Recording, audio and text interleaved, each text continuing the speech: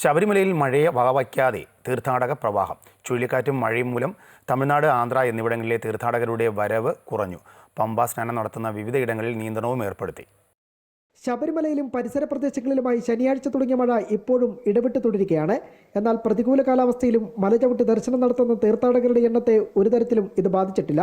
പുലർച്ചെ നട തുറന്ന മണിക്കൂറുകൾക്കകം 22,000-ന് മുകളിൽ ഭക്തരാണ് സന്നിധാനത്തെത്തിയത്. മണിക്കൂറിൽ 400-നും 5,000-നും ഇടയ്ക്ക് തീർത്ഥാടകരാണ് ദർശനം നടത്തുന്നത്. മഴയും ചുഴലിക്കാറ്റും കാരണം തമിഴ്നാട്, ആന്ധ്ര മേഖലകളിലുള്ള തീർത്ഥാടകരുടെ വരവ് കുറഞ്ഞു. കനത്ത മഴ കാരണം പരമ്പരാഗത കാനനപാതയിലൂടെയുള്ള തീർത്ഥാടകരുടെ യാത്രയ്ക്ക് നിരോധനം ഏർപ്പെടുത്തിയിട്ടുണ്ട്. അനുകൂല കാലാവസ്ഥ ഉണ്ടായാൽ മാത്രം പാത തുറന്നാൽ മതിയെന്നാണ് ഇടുക്കി ജില്ലാ ഭരണകൂടത്തിന്റെ നിർദ്ദേശം. ഇതിനു പുറമെ സത്രം, പുല്ലുമേട് വഴിയുള്ള പാതയും അടച്ചു. മണ്ണിടിച്ചിൽ സാധ്യത മുന്നിൽ കണ്ടാണ് നടപടി. പലയിടങ്ങളിലും മണ്ണിടിഞ്ഞ് വലിയ കുഴികൾ ഇതിനോടകം രൂപപ്പെട്ടിട്ടുണ്ട്. കഴിഞ്ഞ 2 ദിവസമായി ശബരിമലയിലും പരിസര പ്രദേശങ്ങളിലും ശക്തമായ മഴ ലഭിച്ചുകൊണ്ടിരിക്കുകയാണ്. അതുകൊണ്ട് നമ്മൾ ചില നിയന്ത്രണങ്ങളും മുൻകരുതലുകളും പോലീസിന്റെ ഭാഗത്ത് എടുത്തിട്ടുണ്ട്. ഒന്നാമത് പമ്പയിൽ ഭക്തജനങ്ങൾക്ക് പമ്പയിൽ സ്നാനം ചെയ്യുന്നതിന് നിയന്ത്രണങ്ങൾ ഏർപ്പെടുത്തിയിട്ടുണ്ട്. അതുപോലെ തന്നെ ഈ കാനനപാതയിൽ കൂടിയുള്ള യാത്രകൾ ഒഴിവാക്കണമെന്നുള്ളത് നിയന്ത്രണത്തിൽപ്പെടുന്ന കാര്യങ്ങളാണ്.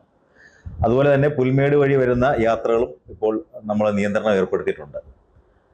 ഇതുകൂടാതെ ഈ മഴയുമായിട്ട് ബന്ധപ്പെട്ട് എമർജൻസി റെസ്പോൺസ് ഗ്രൂപ്പ് എന്ന് പറഞ്ഞ ഒരു ഗ്രൂപ്പ് നമ്മൾ ഉണ്ടാക്കിയിട്ടുണ്ട്. വിവിധ ഡിപ്പാർട്ട്മെന്റ് തമ്മിലുള്ള ഏകോപനത്തിനും അതുപോലെ തന്നെ ഇൻഫർമേഷൻ പരസ്പരം കൈമാറാനും വേണ്ടിയുള്ളതാണ്.